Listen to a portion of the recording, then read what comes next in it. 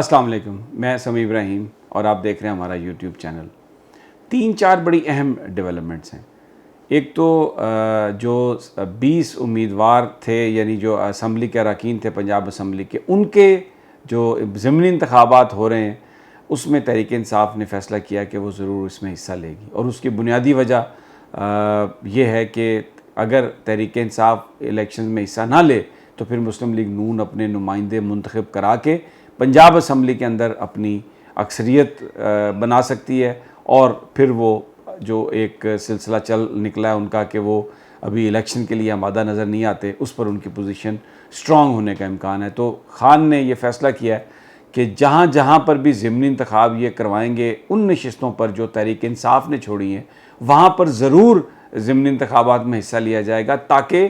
ताकत का बैलेंस जो है वो मुस्लिम लीग नून या ये जो इत्तेहादी हैं अपने हक़ में ना कर लें। और फिर उसके बाद ये इस सिस्टम को, अगर इनकी पोजीशन कंफर्टेबल हो गई तो फिर ये इस सिस्टम को चलाने की कोशिश करेंगे। भले अवाम पर जितना मर्ज़ी बोझ पड़े महंगाई का, भले जिस तरीके से मर्ज़ी ये अपने बैरूनी आकाओं को खुश करने के लिए जो भी हों फ़ैसले वो करते रहें, तो उस चीज़ को रोकने के लिए इम्पोर्टेड हुकूमत की जो कमिटमेंट है अपने आकाओं के साथ, उसको पूरा करने से रोकने के लिए खान ने यह फ़ैसला किया कि कोई मैदान नहीं छोड़ा जाएगा और ज़िमनी इंतखाबात में हिस्सा लिया जाएगा। सुप्रीम कोर्ट ऑफ पाकिस्तान में जा रहे हैं इमरान खान, जहाँ पर वो एक तो पुरअमन एहतजाज के लिए इजाज़त लेंगे ताकि ये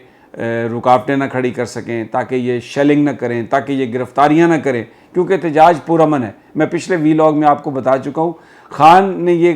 कह दिया है कि ये जो तहरीक है ये पाकिस्तानियों की तहरीक है, सिर्फ तहरीक इंसाफ की नहीं, और पुरअमन है और हुकूमत इसको वायलेंट करना चाहती है, लेकिन मैं वायलेंट इसको नहीं करूँगा। और मैंने पहले भी आपको एक्सप्लेन किया है ये कि जब वो कहते हैं ना हम तैयारी से आएंगे, तो तैयारी से मुराद यही है कि सुप्रीम कोर्ट ऑफ पाकिस्तान से पूरी प्रोटेक्शन के साथ आएंगे। लेकिन एक असम्बली के अंदर जो इन्होंने फ्रॉड किया है वो भी सुप्रीम कोर्ट में चैलेंज होने जा रहा है। वो ये है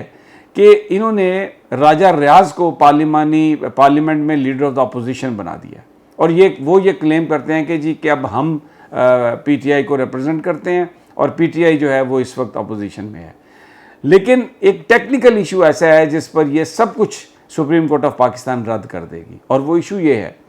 कि इमरान खान और उनके साथियों के 130 नशिस्तों से जो इस्तीफ़े जो थे, कासम सूरी साहब ने जिनको अप्रूव करके इलेक्शन कमीशन को भिजवा दिया था, राजा परवेज़ अशरफ साहब ने स्पीकर कौमी असम्बली बनने के बाद उन इस्तीफ़ों को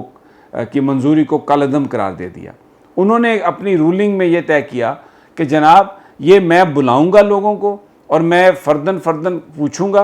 कि क्या वाकई उन्होंने इस्तीफ़ा दिया है, फिर उसके बाद मैं इन इस्तीफ़ों को कबूल करूंगा। सूरी साहब ने जो प्रोसीजर है उसको पूरा किए बग़ैर इन इस्तीफ़ों को एक्सेप्ट कर लिया। अब अगर वो रूलिंग हम सामने रखते हैं तो फिर एक बड़ा सवाल ये है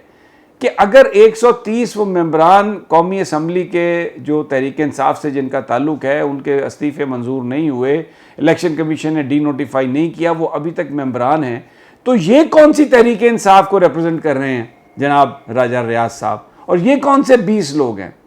तो ये मामला जो एक 2 नंबरी करने की कोशिश की गई है वो सुप्रीम कोर्ट ऑफ पाकिस्तान में ये चैलेंज होने जा रहा है। और ये हर चीज़ जो उन्होंने की है जिसमें इलेक्शन कमीशन के मेंबरान की तैनाती कानून और आइन के मुताबिक लीडर ऑफ द अपोजिशन और वज़ीर आज़म के बीच में मशावरत से ये सब कुछ होना है, तो वो जो 2 मेंबरान की तैनाती की है इन्होंने अपने लोगों की, वो भी कलअदम हो जाएगी। फिर इसके अलावा ये जो अब चेयरमैन नैब की तकर्री करना चाह रहे हैं, उसमें बशीर मेमन का नाम चल रहा था, उसमें फवाद हसन फवाद का नाम चल रहा था और 2-3 नाम चल रहे थे, लेकिन जस्टिस मकबूल बाकर का नाम आसिफ अली जरदारी साहब ले आए हैं। और ये जो नाम है इसको इत्तेहादी भी कहते हैं कि हम अप्रूव कर चुके हैं, लेकिन ये सुप्रीम कोर्ट ऑफ पाकिस्तान, इस बात का बहुत इम्कान है कि सुप्रीम कोर्ट ऑफ पाकिस्तान इसको अनडू कर दे, क्योंकि अभी तो एक तो मकबूल बाकर साहब के अभी 2 साल भी पूरे नहीं हुए रिटायरमेंट से, तो एक इम्कान ये है कि बहुत सारी और जो कानूनी और आइनी पेचीदगियाँ हैं उनकी वजह से अगर ये सुप्रीम कोर्ट में चैलेंज होता है तो सुप्रीम कोर्ट उसे अनडू कर देगा। अब जो मैं आपको जो सबसे अहम जो डेवलपमेंट है वो ये है कि सुप्रीम कोर्ट ऑफ पाकिस्तान इस वक्त आगे जाके फोकस बनने जा रही है तमाम एक्टिविटी का। इमरान खान जो उनके आइनी और कानूनी हकूक़ हैं उसके लिए वो जाना चाह रहे हैं सुप्रीम कोर्ट ऑफ पाकिस्तान। और ये बात अंदाज़ा हो चुकी है मुस्लिम लीग नून को कि जनाब अब ये जो जस्टिस उमर अता बंदयाल हैं ये कोई किसी तरह की भी अनड्यू फेवर नून लीग को नहीं देंगे। और जिस तरीके से उन्होंने सुओ मोटो लिया कि जो तमाम FIA की तकर्रियाँ, नैब के अंदर जो कुछ हो रहा है, जिस तरह शहबाज शरीफ और हमज़ा शहबाज के मुकदमात वापस लेने की कोशिश हो रही है, जिस तरीके से अपने मन पसंदीदा अफराद को वहाँ पर लगा दिया गया और तहकीकात पर और प्रोसिक्यूशन पर असरअंदाज होने की कोशिश की है, ECL में से लोगों का नाम प्रोसेस किए बग़ैर निकाल दिया, वो लोग जो जिन पर मुख्तलिफ चार्जेस थे, जो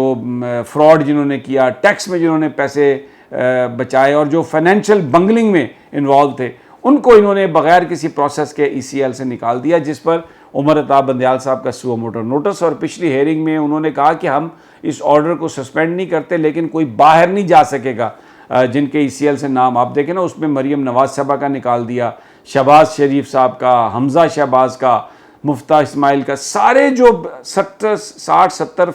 जो फ़ीसद असम्बलियों में और जो कैबिना के अरकान थे उनका नाम ECL से बग़ैर किसी प्रोसेस के निकाल दिया। तमाम जो गवाहान थे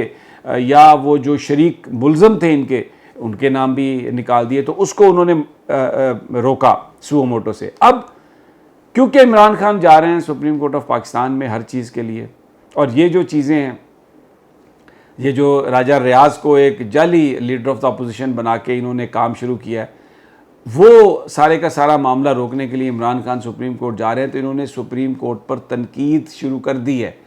मरियम नवाज़ ने बहावलपुर के जलसे में, हमज़ा शहबाज ने, शहबाज शरीफ ने, इन्होंने तनकीद शुरू कर दी है बहावलपुर में, और मरियम औरंगज़ेब ने प्रेस कॉन्फ्रेंसेस में कि जनाब सुप्रीम कोर्ट को ये करना चाहिए था। और फिर इसके साथ साथ उमर अता बंदयाल साहब की जो इंटेग्रिटी है सुप्रीम कोर्ट के अंदर, जो इस वक्त रजिस्ट्रार का जो मामला है उसको इन्होंने बड़े मुख्तलिफ अंदाज में हाईलाइट करना शुरू कर दिया, उस पर एतराज़ करना शुरू कर दिया है। सुप्रीम कोर्ट को एक कॉर्नर में धकेलने की कोशिश कर रहे हैं कि वो आइन और कानून के मुताबिक फ़ैसला ना करें। यानी जो जिस तरह पहले इन्होंने पाकिस्तान की एस्टेब्लिशमेंट को डराया धमकाया, जलसों में गालियाँ निकाली, अब इसी तरीके से सुप्रीम कोर्ट ऑफ पाकिस्तान के ख़िलाफ़ ये इन्होंने काम शुरू कर दिया। एक और भी इन्होंने काम किया, उस पर अगर मैं जिक्र ना करूँ तो बड़ा नामुनासिब होगा। मलिक रियाज, आपको पता है, एक रियल इस्टेट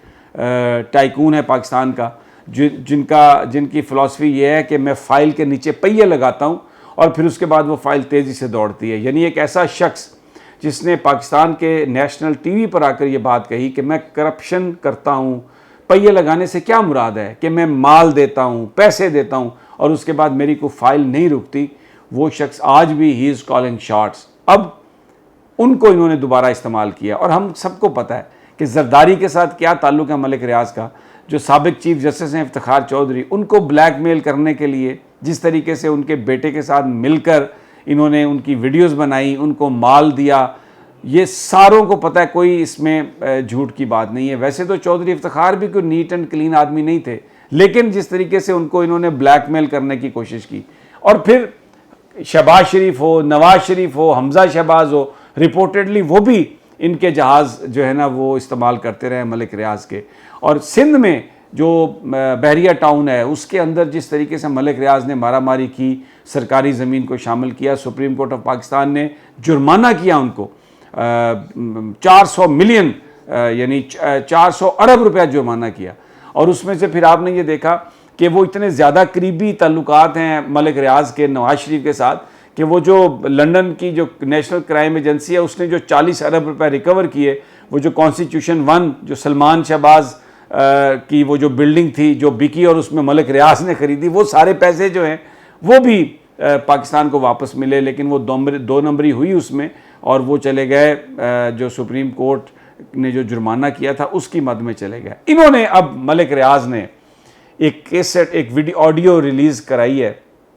आसिफ जरदारी के साथ गुफ्तगू की। वो 3-4 मुख्तलिफ जो गुफ्तगू हैं उनके वो हिस्से जोड़े हैं उन्होंने, बिल्कुल वैसे ही जैसे साकिब निसार साहब की वीडियो बनाई, जैसे और दूसरी वीडियोस बनाई, क्योंकि मुस्लिम लीग नून जो है अपेरेंटली बड़ी उसको उसके पास महारत है। कोई नंगी फिल्म बनानी हो, किसी जज की फिल्म बनानी हो, किसी को ब्लैकमेल करने के लिए कुछ बनाना हो, कुछ जालसाजी करके कुछ करना हो। आपको पता है कि वो राना शमीम का जो एफिडेविट साबिक चीफ जस्टिस साकिब निसार के हवाले से, वो भी आपके सामने है। तो ये जरदारी, नवाज, नेक्सेस और फिर उसके बीच में ये अकाई जो एक करप्शन की पैदावार है, मलिक रियाज, जिसने सारा पैसा करप्शन से बनाया, जो 1985 में जिसके पास इतने पैसे नहीं थे कि वो अपनी बीवी का इलाज करा सके, आज एशिया का सबसे बड़ा रियल्टर, ना उसका टैक्स मैच करता है उसकी आमदनी से, सरकारी ज़मीनों पर कब्जा, सुप्रीम कोर्ट ऑफ पाकिस्तान उसके खिलाफ फैसला दे चुकी है। वो अब फिर जरदारी और नवाज शरीफ के साथ मिलकर मलिक रियाज ने इमरान खान को ब्लैकमेल करने की कोशिश की है। ये एक कैंपेन है कि इमरान खान को बदनाम किया जा सके। एक तरफ तो ये कैंपेन कि जी वो धरना देने का ऐलान किया था, धरना नहीं दिया और वापस आ गए, और फिर उसके बाद कि ये बिहाइंड द सीन ये माफिया मांग रहे हैं, कंसल्टेशन कर रहे हैं। ये सारी की सारी वीडियोस और भी आप बहुत देखेंगे आने वाले दिनों में। लेकिन पाकिस्तान के अवाम सब समझते हैं, कप्तान हर चीज़ की समझ है। कप्तान ने यह फैसला कर लिया कि वो आइनी और कानूनी तरीके से इनके खिलाफ एहतजाज करेगा, लाखों लोगों को लेके आएगा, मॉरली इन पे प्रेशर डालेगा, और कौम जो ट्रांसफार्म हो रही है इस वक्त, अपनी जो उसकी कोशिशें हैं पाकिस्तान को हकीकी आज़ादियाँ दिलाने के लिए, वो अपनी जिद्दोजहद जारी रखेगा। अगली वीडियो तक इजाज़त दीजिए, इंशाल्लाह जल्द मुलाकात होगी। अल्लाह निगहबान।